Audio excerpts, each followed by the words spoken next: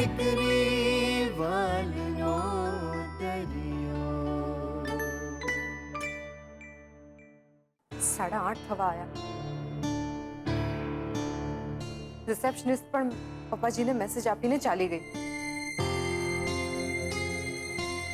ક્યાં સુધી રાહ જોઉં? શું કરું? ઘરે ચાલી જાઉં? ના, પપ્પાજી નારાજ થઈ જશે. રૂપેશ, હવે આ પાછું કંઈક નવું લાવશે. હા રૂપેશ, બોલ. શું બોલું? તે બોલવા જેવું કંઈ રાખ્યું છે સેજલ? અરે હું તને લેવા ઘરે ગયો તો મને ખબર પડે છે કે તું હજુ ઓફિસમાં જ છે. અરે કમસે કમ એક મેસેજ તો કરી જ શકતી હતી ને મને તું, તો હું તને લેવા ઘર સુધી ના જાત. ચાલ હવે તું ઓફિસની બહાર આવ, હું તને લેવા આવું છું. બહાર? કેમ? કેમ એટલે? ભૂલી ગઈ કે શું? આજે આપણે 9:30ના શોમાં પિક્ચર જોવાના છીએ, યાદ છે ને? ઓ નો, આ વાત તો સાચી જ મારા મગજમાંથી બહાર નીકળી ગઈ હતી. ચાલો સરસ. એટલે હવે તું ઓફિસની બહાર આવે છે કે આ પ્રોગ્રામ આપણે કેન્સલ કરવો છે? કેમ આમ પૂછે છે? ના, પૂછવું પડે ને. હવે તો તું સીએ મેડમ છે ને? હા, હવે તો મારે પાણી પીવું હોય તો પણ તને પૂછીને જ પીવું પડશે. એટલે મારે પૂછી લેવું સારું. જો રૂપેશ, તને વાંધો ના હોય તો આવતીકાલનું રાખીએ. ના એટલે મને આવવાનું મન તો સખત છે, પણ મારે આજે પપ્પાજી સાથે એક અગત્યની વાત ડિસ્કસ કરવી પડે એમ છે. સારું, તો તું ડિસ્કસ કરે રાખ. ને જો આ ડિસ્કશન આવતીકાલ સુધી તારું કન્ટિન્યુ રહેવાનું હોય ને તો કન્ટિન્યુ કરે રાખજો, ઓકે? હું જ છું ને બેકાર નવરો, તો હું જ છું.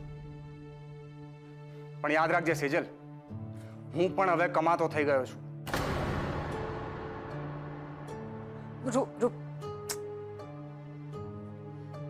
ખબર નહીં આને શું થઈ ગયું છે.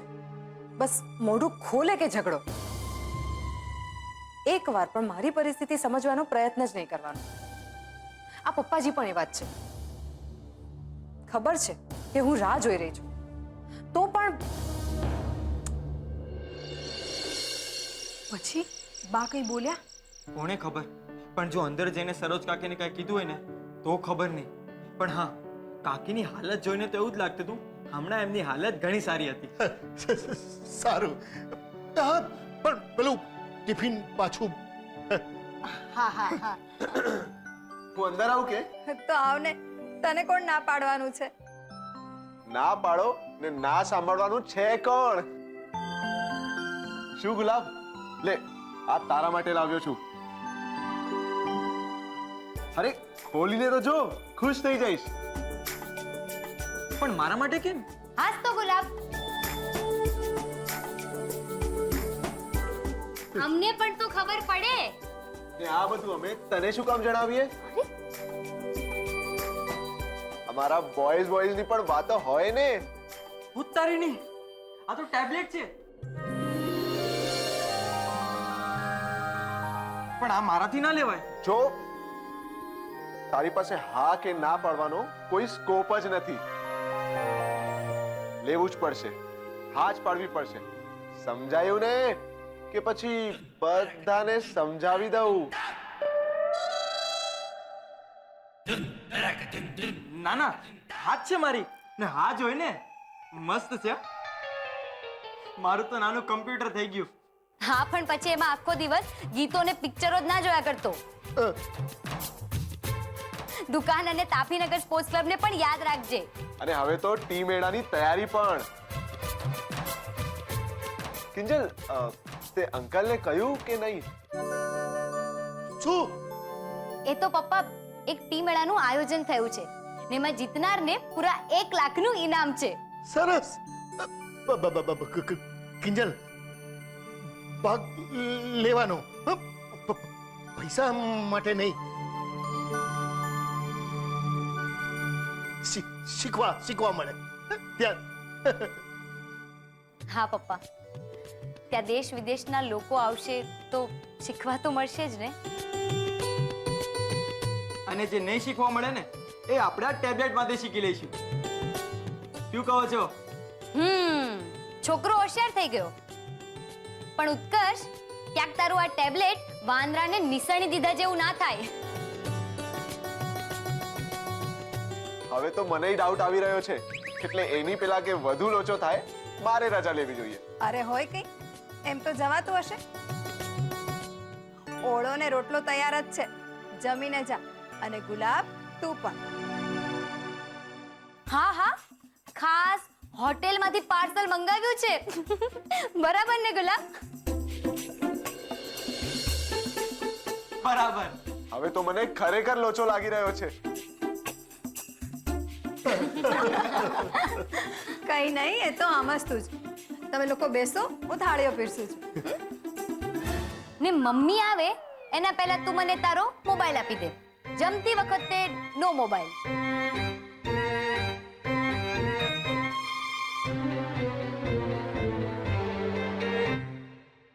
આખરે તો રાણી સાહેબાને.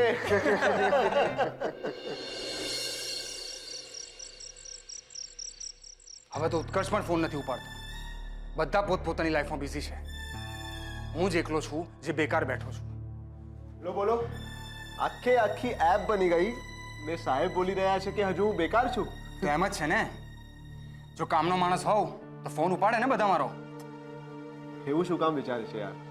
હું કિંજલના ઘરે હતો, જમતો હતો એ વખતે, અને કિંજલે મને કહ્યું કે જમતી વખતે નો મોબાઈલ. એટલે હા, એને કીધું અને તે માની લીધું. સેજલ પણ હવે પપ્પાનું જ માનવા લાગી છે. ઓ, એટલે કે તને આ વાતનું પેટમાં દુખી રહ્યું છે. શું થયું બોલ ને. અરે અમારી વચ્ચે ઝઘડા સિવાય બીજું ક્યાં કઈ થાય છે હવે? પિક્ચરનો પ્રોગ્રામ હતો પણ મેડમ તો કે ના, હું હજી ઓફિસમાં છું, આપણે કાલ પર રાખીએ રૂપેશ. ને મને ખબર છે કે એને ઓફિસમાં કોઈ જ કામ નહીં હોય, પણ બસ પપ્પાની ગુડ બુકમાં આવવું છે ને. જો સેજલ ભાભી માસુ અંકલ સાથે એક બહુ મહત્વના મુદ્દા પર વાત કરવા રોકાયા છે. અચ્છા, એ મહત્વનો મુદ્દો તને ખબર છે પણ મને નહીં. બહુ ગજબનો મુદ્દો હશે ને તો? હા, અરે હા, હું તો ભૂલી જ ગયો કે તમારી ઓફિસની વાત હશે. અને હું તો બહારનો કહેવાઉં ને, બરાબર? એવું નથી યાર રૂપેશ. સેજલ ભાભી એમના પગારની વાત કરવા રોકાયા છે. ને તું એમના ઘરની પરિસ્થિતિ તો જાણે જ છે ને. બિચારી કિંજલ એકલી કેટલું કરે યાર. બરાબર છે, બિચારી કિંજલ. પણ તારું સારું છે હા દોસ્ત.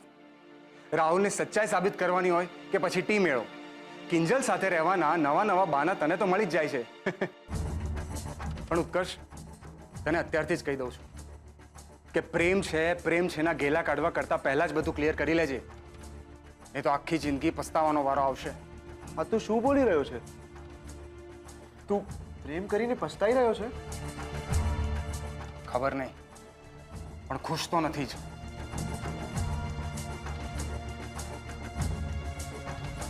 મને ખબર નથી કે આ લોકોનું આગળ કેટલું ટકવાનું છે.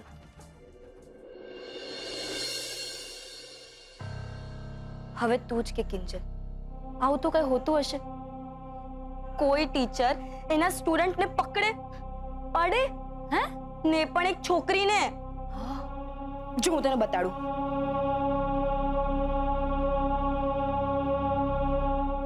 શું? ને પેલી સ્વાતિ શું કરી રહી હતી?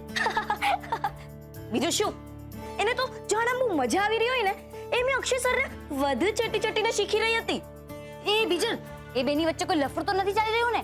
કોને ખબર, બંનેની વચ્ચે 12 થી 14 વર્ષનો ફરક છે, પણ બંને વાતો તો એવી રીતે કરે જાણે કે વર્ષોથી એકબીજાને ઓળખે છે. ને એમના ઓળખીતા એ પાછા નજદીકના જ છે. ને પાછા બેન રહ્યા મહારાષ્ટ્ર સ્ટેટના ચેમ્પિયન, એટલે પાવર તો બતાવવાના જ. તો એનો પાવર રાખે એની પાસે. તું તારા રમવા પર ધ્યાન આપ. કોને ખબર કે આ એ લોકોનો કોઈ પ્લાન હોય જેથી તારું ફોકસ હલી જાય અને તું કોમ્પિટિશન હારી જાય. એની ચિંતા તો ના કર કિંજલ. હવે તો હું અક્ષય સરની પાછળ પડી ગઈ છું. મારું કાંડું નબળું છે એમ કહેતા હતા ને, પણ એમને ખબર નથી કે મારું મનોબળ કેટલું મજબૂત છે. ચલ બેટા, જરા સેજલને ફોન કરીને પૂછને કેટલી વાર. આ મમ્મી પણ છે ને, ખબર નહીં રૂપેશ જીજુને ટી મેળાનું ફોર્મ ભરાઈ ગયું છે એ કહેવા માટે ફોન કર્યો હતો.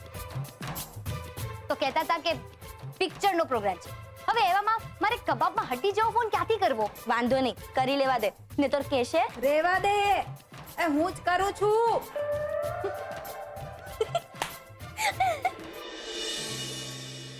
11 વાગવા આવ્યા. આટલી મોડે સુધી તો મીટિંગ કોઈ ચલાવતું હશે. ઘરે મમ્મી પણ ચિંતા કરતી હશે. અરે સેજલ બેટા, તું હજી અહીંયા જ છે? ઓ યસ યસ યસ, મને યાદ આવ્યું, હું તો સૌ ભૂલી જ ગયો હતો. તું મારી જ રાહ જોઈ રહી હતી ને? સોરી બેટા, મગજમાંથી સાવ નીકળી ગયું. શું થાય હવે, આ ઉંમર થઈ છે ને, ઉંમરની સાથે સાથે યાદ શક્તિ પણ હવે નબળી પડવા માંડી છે. હા બેટા, તારે તો મને ટગોર કરવી હતી. 11 વાગી ગયા, આટલી બધી રાહ જોવાની શું જરૂર હતી? જરૂર હતી પપ્પાજી. મારે તમારી સાથે બહુ અગત્યની વાત કરવી છે. પગારની બાબતમાં ને? તમને કેવી રીતે ખબર પડી? કારણ કે અત્યારે તું જે પરિસ્થિતિમાં ઊભી છે ને, વર્ષો પહેલા હું પણ આવી જ પરિસ્થિતિમાંથી પસાર થઈ ચૂક્યો છું. હા, ફરક માત્ર એટલો છે કે તું તારા સસરાની સામે ઊભી છે અને હું ત્યારે અમીચંદ શેઠની સામે ઊભો હતો. પછી મારા બાપુજી તો મારે માથે દેવું મૂકીને સ્વર્ગે સીધાવી ગયા. ભાઈએ પોતાની બંગડીઓ વેચી, લગભગ 2000 રૂપિયા જેટલા હાથમાં આવ્યા એ લઈને હું ગામડેથી અહીંયા આવ્યો. તાપીનગર ભોજનાલયમાં જમતો, જ્યાં જગ્યા મળે ત્યાં સૂઈ રહેતો અને અમીચંદ શેઠની ગુલામી કરતો. થોડા દિવસ બધું બરાબર ચાલ્યું, પણ પછી અચાનક એક દિવસ બાનો ફોન આવ્યો. ભાઈ, ઘરમાં હવે અનાજ તળિયે આવી ગયું છે અને જીવ તાળવે, પૈસા મોકલ. ને તારી જેમ જ આજે તો પગારનું પૂછી જ લેવું છે એવું નક્કી કરીને હું પેઢીએ ગોઠવાઈ ગયો. તો પછી તમે કેટલા કલાક રાહ જોઈ હતી? ગરજ આપણી હોય ત્યારે કલાકો ન ગણાય, અને એમાંય જ્યારે પ્રતીક્ષાનું પરિણામ પગારના રૂપમાં મળવાનું હોય. થેન્ક યુ પપ્પાજી, તમે મારી પરિસ્થિતિને સમજી શક્યા એના માટે. અને હું તો કેટલું ડરી રહી હતી આ બાબત તમારી સાથે વાત કરવા માટે. થાય એવું. હા બેટા, થાય, ચિંતા નહીં કરવાની. ઇનફેક્ટ હું તો કહીશ કે તું બહુ લકી છે કે તું અહીંયા નોકરી કરે છે, છતાં પણ સ્ટેટસ તને માલિકનું મળ્યું છે. બાકી આજના ખરાબ જમાનામાં લોકોને જો એમ ખબર પડે ને કે તને બહુ ગરજ છે, પૈસાની બહુ ખેંચ છે, નોકરીને નામે કોણ જાણે આડી અવળી માગણીઓ કરી બેસે. બેટા, હું હકીકત કહું છું તને, અને એટલે તો તારી સેફટીનો વિચાર કરીને મેં આપણી કંપનીમાં તને આ નોકરી ઓફર કરી છે.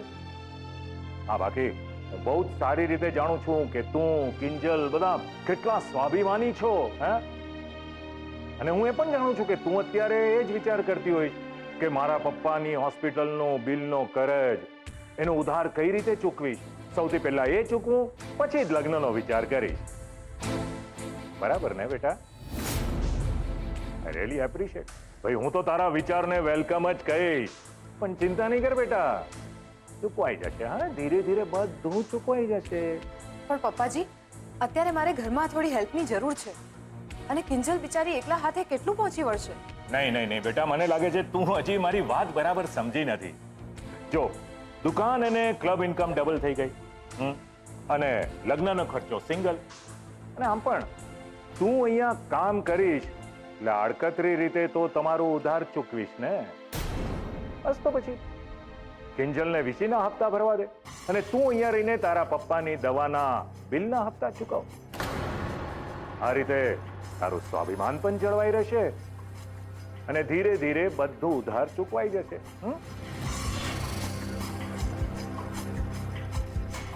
એ સેજલ બેટા, વધારે વિચાર નહીં કર, હમણાં આમ જ ચાલવા દે.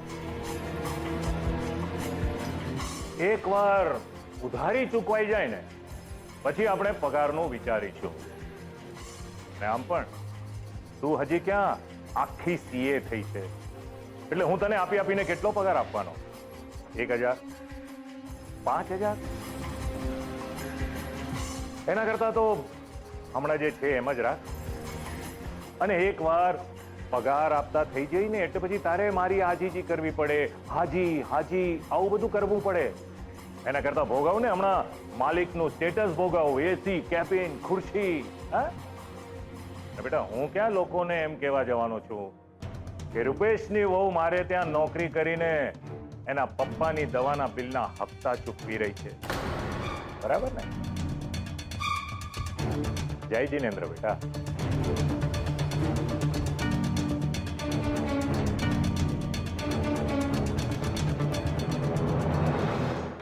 તે માફી માંગી? શું વાત છે? કાગડો ક્યારથી સુરમાં ગા લાગ્યો? ખુશ્બુ મજાક નહીં હો. મારી મમ્મી થોડી કટકટ છે એનો અર્થ એ નથી કે મારી મમ્મીને મરવા માટે છોડી દઉં. ઓલી કિંજલ અને ઉત્કર્ષને તો હું છોડવાનો નથી, એ પાક્કું. એમ તો જા ને, એમને જઈને કે આવી જાય મેદાનમાં, થઈ જાય પછાડ અને ધોબી પછાડ. હું ગાંડી થઈ ગઈ છે. ઓલી કિંજલને ચેલેન્જ આપીશ ને તો સેજલ બીજલ બધા મારા પર તૂટી પડશે. તો ભલે ને તૂટી પડતા, આપણે આપણું ટાર્ગેટ પણ તોડવાનું જ છે, સમજ્યો? આ અંગ્રેજો 24 કલાક આતામાં જે સટકલી કર્યું હોત ને તો આટલા વર્ષો આપણી પર રાજ ના કરી શક્યા હોત. એટલે તું મગજ પર બરફ રાખ અને કિંજલની દુખતી નસ પર વાર કર. પણ કિંજલની દુખતી નસ શું છે એ મને ક્યાંથી ખબર? તારું ઢક્કન ટાઈપ જોગો છે તું. આટલા વર્ષો તમે સાથે રહ્યા છો તો જરાક તો આઈડિયા હોય ને કે માણસ ક્યાં લપસી પડે છે, ક્યાં ભડકે છે, ક્યાં પીગળે છે. ઘર, મિત્ર, પ્રેમ, નહીતર યસ, મળી ગઈ. શું? તારું ઘોડું દબાઈ દઈશું. દુખતી નસ, બીજું શું? અહીંયા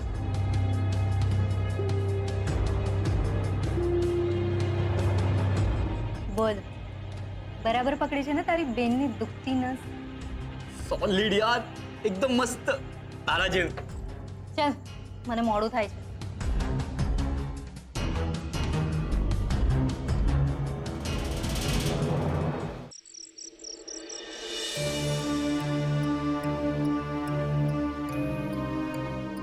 પપ્પા, તમે હજુ સુધી જાગી રહ્યા છો ને અહીંયા શું કરી રહ્યા છો?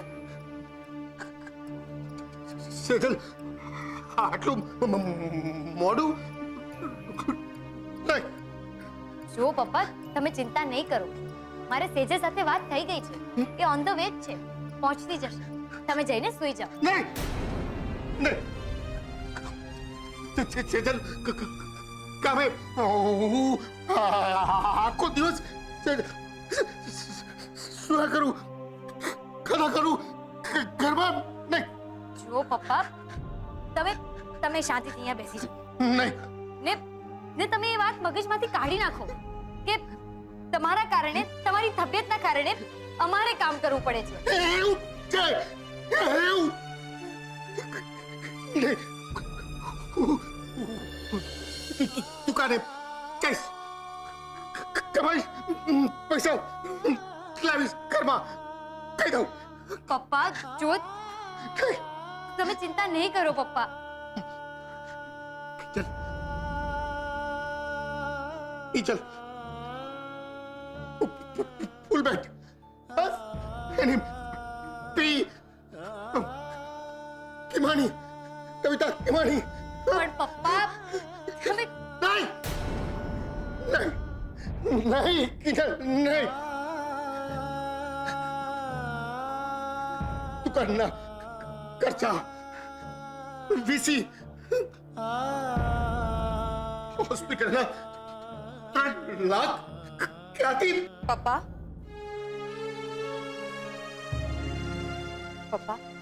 તમારે એ બાબતે ચિંતા કરવાની જરાય જરૂર નથી. મેં પપ્પાજી સાથે વાત કરી અને સંઘવી કન્સ્ટ્રક્શનમાં કામ કરીને ધીરે ધીરે બધા પૈસા ચૂકવી દેવાની છું. જોયું પપ્પા, તમે થઈ ગયું ને? બસ બસ, હવે પપ્પા ચિંતા કરવાની હવે જરૂર નથી અને આજ માટે બહુ ચિંતા થઈ ગઈ. હવે તમે જાઓ, સુઈ જાઓ. આવી ગઈ ને, પ્લીઝ જાઓ, સુઈ જાઓ. હા પપ્પા, પ્લીઝ સુઈ જાઓ. જાઓ.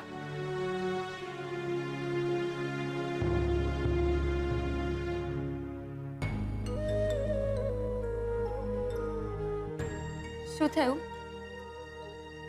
બહુ લાંબી વાત ચાલી? થાકી ગઈ છો કે પછી અપસેટ છો? હા, બોલ, કંઈક તો બોલ. માસુ અંકલ સાથે શું વાત થઈ? પપ્પાજીએ કહ્યું કે એ મને પગાર નહીં આપે.